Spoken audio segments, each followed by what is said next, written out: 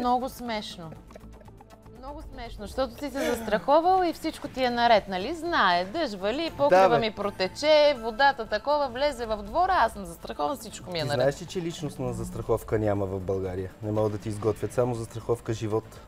Не го разбрах. Някой, ако както си ходиш по тъмните улички, те боцне, не е така да те боцне и не можеш да предявиш. Не ходя по тъмните улички и никой не ме боцва. Това защото пиваме малко в повече и очите са ни като фарове. Няма тъмна улица, София грее. Хайде малко по-сериозно, какво ще кажат гостите сега? Сега ще ги питаме да видим какво ще кажат. Здравейте и добре дошли. Здравейте. Добро настроение, предпразнично ви заварваме. Защото предстои професионален празник за вас, нали? Деня на застрахователя, да, на 1 октомври след 2 дни. Как се посреща тази година този празник? По-различно ли от миналата година? В смисъл такъв, културата на българина относно застраховането повишена ли е една година по-късно? Да, определено българина се застрахова все повече и повече. Търси услугите на застрахователните брокери, търси услугите на застрахователите. Дали природните бедствия, които ни сполетяха миналата година, те бяха ужасяващи с човешки жертви. Дали това беше причината или просто българина осъзнава, че трябва да се погрижи за най-ценното си в случая, дали е имот, живота, здравето си, но наистина има повишение на интереса към застраховането. Българина се научи и повиши своето внимание по отношение на застраховките, а застрахователния бизнес научи ли се да предлага добри застраховки, защото много добре си спомняме, че имаше апел да се правят застраховки, за да може от тези бедствия все пак не държавата да оправя щетите, всеки един, който има застраховка, да покрие щетите. Но застрахователният бизнес отказваше да застрахова имоти, които са в близост до реки, до водни басейни. Какво се случи там? Това време отмина. В момента застрахователите търсят начини, по които да направят застраховката, те вече са го намерили този начин. Застраховката да е достъпна за всеки. Застраховката на имота, за който вие споменахте, дори да е до водни басейни, язовири, реки и така нататък, вече всеки може да направи такава застраховка, стига да обяви на застрахователния си брокер или съответно компанията, къде точно се намира имот. И вече точно това е ролята на брокера. Когато отидете при него, той ще ви намери такъв застраховател и такива покрити условия, че да може вашия имот, независимо, че се намира до язовира или до река, която може да прелее, да ви изключи застраховка. Как обаче рефлектира цената, когато имотът е до такъв водоизточник? Може би се води както при автомобила, може би се води по-рисков. Де да знам. Да, има някаква рискова част, но тя, не дайте да мислите, че тя е висока. Един пример ще дам. Ако една къща струва 50 000 лева, застраховката ще струва между 50 и 60 лева за тази къща на година. Това е изключително ефтино. Ако тя е в близост до воден басейн или има някаква опасност, застраховката от 60 ще се дигне на 70 лева. Добре, 10 лева е поносимо. Нищо, това дори и 70 и 80 лева да е годишната премия, тя може да се разсрочи и на вноски. И пак искам да го натъртим, ако трябва. Застраховката на имота е абсолютно на достъпна цена. Наистина е така. Особено когато става въпрос и за по-малки пространства, за апартаменти, за жилища. Но научиха ли се хората да избягат от това усещане, на мен никога няма да се случи? Това са едни излишни 30 лева. А в същото време последиците могат да бъдат за 30 000 и Само отгоре. да кажем, че днес в доста области на страната има обявен червен код. Очаква се доста проливни дъждове в Бургаско, така че... Ще ви дам пример от вчера. Хората, когато се чува по телевизията и новините, че се очакват дъждове, те почват да звънат в офисите на брокерите и казват, искам застраховка. Този рефрен, това няма да се случи на мен. Нали, отминава, но пак малко по-късно се сещаме, отколкото трябва.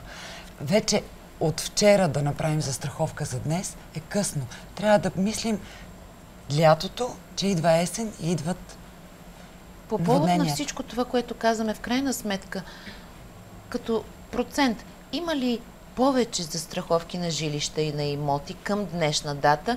Веднага ще ви дам преди година, една статистика. Преди години бяха застраховани 6-7% от имотите. Знаем, че в България води така началното място по собственост. Всеки един българин има апартамент или къща. Преди години беше 5-6%, почна да се дига лекичко 7% и то беше благодарение на ипотечните кредити, с които хората си купуваха жилищата. Сега вече процентът отива на 11-12% от застрахованите имоти. Какви изисквания има, за да се сключи застраховка да се направи застраховка на имота ли? Примерно в градската част говорим за имоти, които са в близост до водни басейни, разбира се. За градската част знаем първи етаж, мрежи... Водни басейни. Ако те наводни съседа, не е необходимо да ти прелее реката. Може просто баба Минка отгоре да е забравила чешмата. Да. Значи, първият и най-важен фактор е в самите нас. Ние като хора трябва да осъзнаем кое е най-важно за нас, какъв е риска. Да, аз имам имот, трудил съм се цял живот, работил съм за него, значи аз трябва да го застраховам.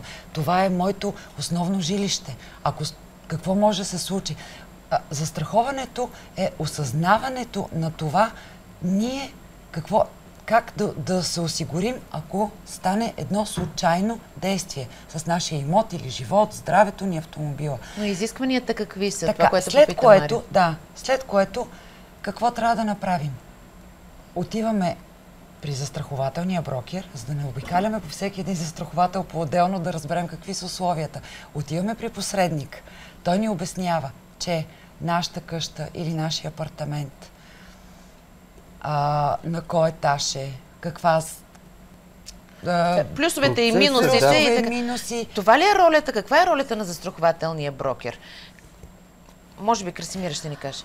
Ролята на застрахователния брокер е именно да бъде един добър посредник между клиента и застрахователните компании и услугите, които те предлагат. Ролята на брокера е да информира клиента, да се грижи за неговия интерес, да работи в негов интерес. Брокерите са отворени винаги към това да помогнат, да дадат максимална информация и съответно да изберат най-добрия пакет от услуги за нуждите на съответния клиент. Работят за нас. Работят за нашите услуги. Да. За да я допълня, ролята на застрахователния брокер е толкова важна, че законодателят, държавата е направил закон за застрахователния посредник. В цяла Европа в момента се занимават. Има закон за застраховането, където има цяла глава за това каква е ролята, какви са правата и задълженията на застрахователния брокер.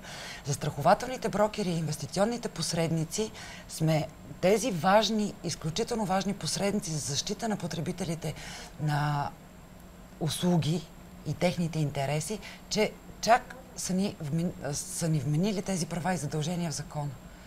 И пак да попитам, има ли изискване от застрахователните компании нещо да се направи от собственика на жилището, за да може да бъде застраховано то? Да, трябва да няма никакво събитие.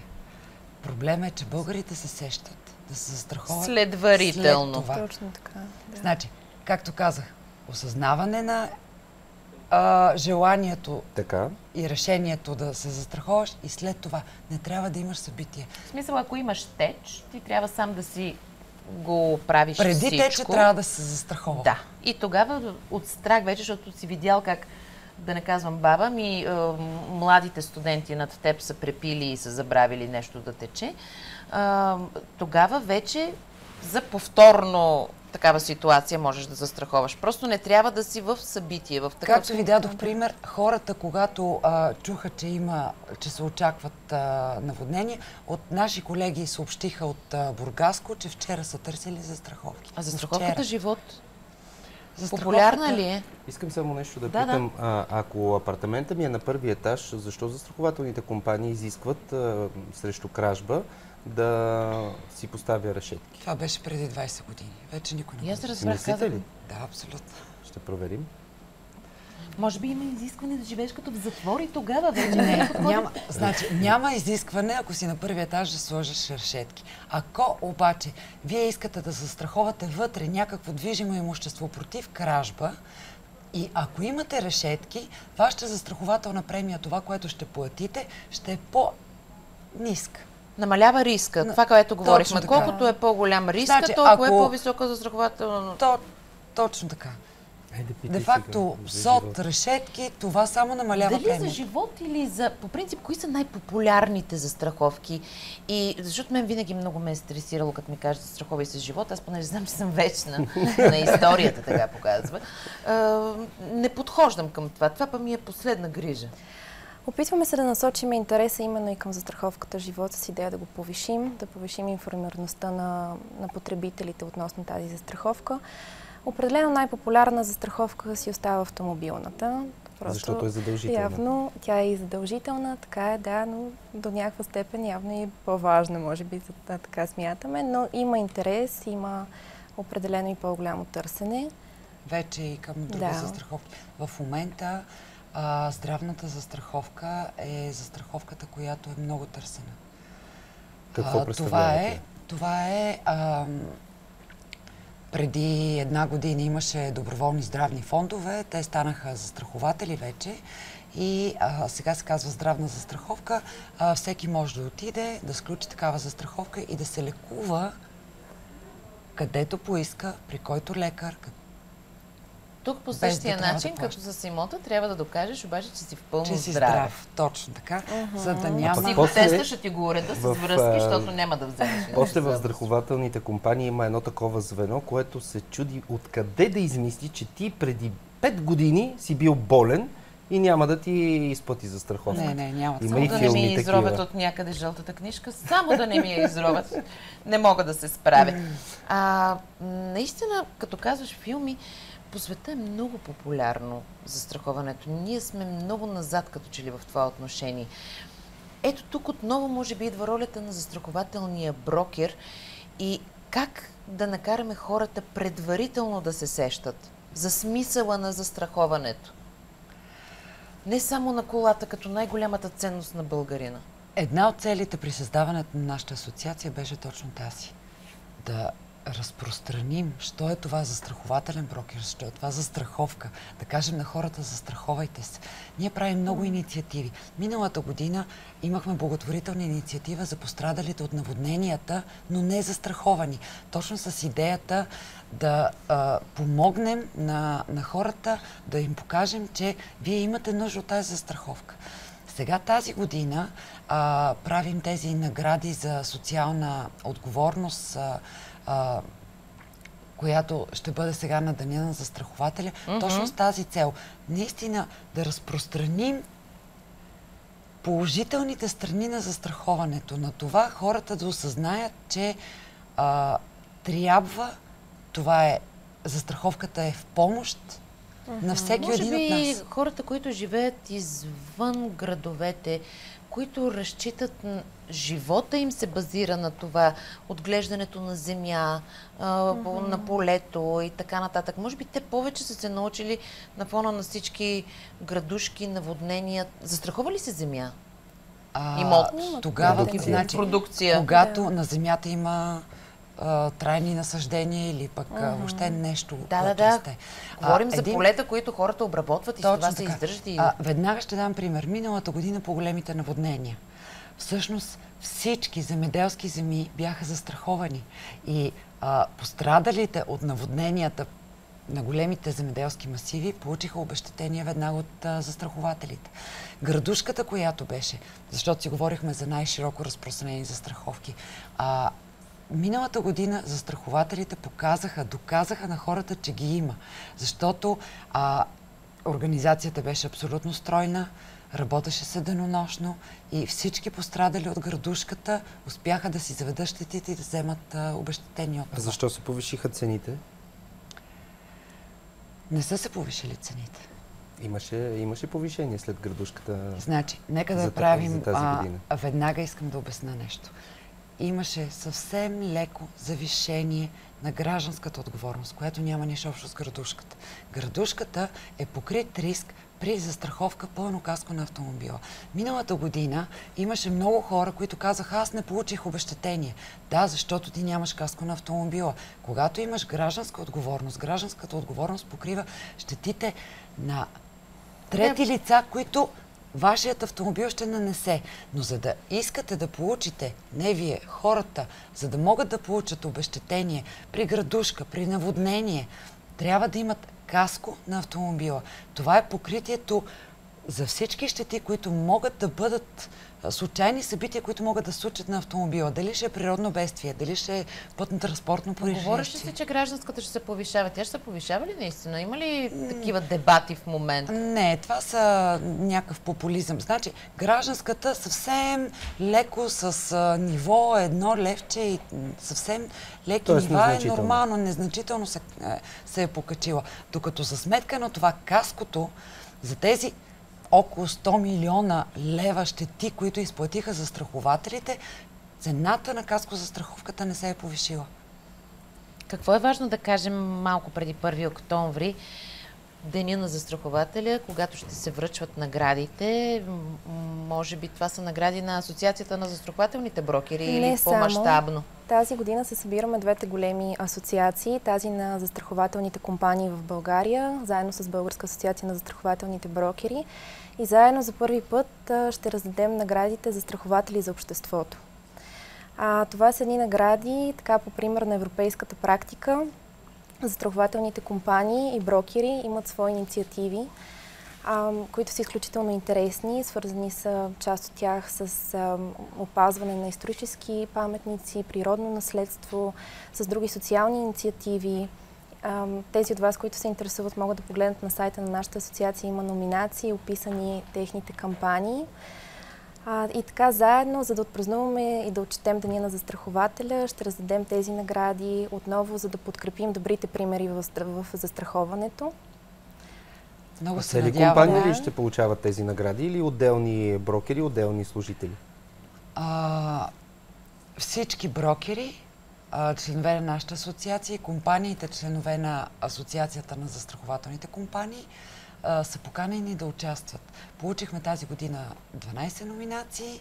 Много се надяваме, защото е за първи път, много се надяваме до година да са двойно и тройно повече номинации. Добре.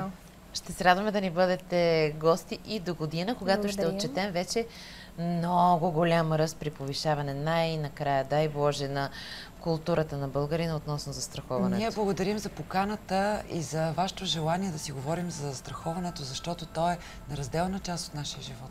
Да, много. Всяка една от тези теми би могла да бъде отделен повод за разговор, защото през цялото време телефона звънеше и съм сигурна, че много хора има какво да попитат. Рисковете пред нас ежедневно, за съжаление, са толкова много, че е добре да се обърнем към брокер. Пожелавам ви да задържите доверието на хората, които искат да се застраховат. Ти нещо си скептичен, доколкото усещаш. Върни се назад в годините да видиш, застраховател беше застраховка неприятен колега има ли, бе, да мога да се застраховам? В Майя. Хайде след малко още нещо.